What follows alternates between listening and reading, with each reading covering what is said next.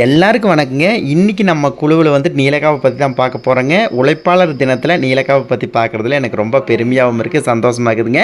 நீலக்காங்க வீட்டு வேலை எல்லாமே முடிச்சுட்டு பார்த்தீங்க அப்படின்னா அவசர சமையல் ஒன்று திங்கக்கிழமை செய்வாங்க. அது ரொம்ப சூப்பராக அல்டிமேட்டாக இருக்குங்க. அதே மாதிரி பயங்கரமான உழைப்பாளிங்க, எல்லா வேலையுமே பண்ணிடுவாங்க. அதே மாதிரி பார்த்தீங்க அப்படின்னா மாமாவும் வந்துட்டு பின்னாடி இருந்து நிறைய வேலைகள் பண்ணி கொடுப்பாங்க.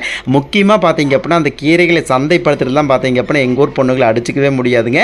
ஏன்னு கேட்டீங்க அப்படின்னா இப்போ வந்துட்டு இங்கே விற்றா 8 ரூபா, அங்கே போய் விட்டால் 18 ரூபா 20 ரூபான்னு கிடைக்குன்னு சொல்லிட்டுங்க. அந்த அளவுக்கு பார்த்தீங்க அப்படின்னா ஒவ்வொரு சந்தையிலுமே இடம் பிடிச்சி அந்த மாதிரி எல்லாம் வித்துட்டு இருக்கிறாங்க. நீலக்காய் பார்த்தீங்க அப்படின்னா வாரம் வந்துட்டு 3 சந்தை போவாங்க. அது ஞாயிற்றுக்கிழமை சந்தை போயிட்டு வந்து திரும்பியும் திங்கக்கிழமை சந்தை வர்றதான் பார்த்தீங்க அப்படின்னா அதில் அல்டிமேட்டு நைட்டெல்லாம் கீரை எடுத்து அதை கொண்டு வந்து துளியூர் சந்தையில் வந்துட்டு வித்துட்டு திரும்பியும் பார்த்தீங்க அப்படின்னா செவ்வாய்க்கிழமை வந்து சேருவாங்க.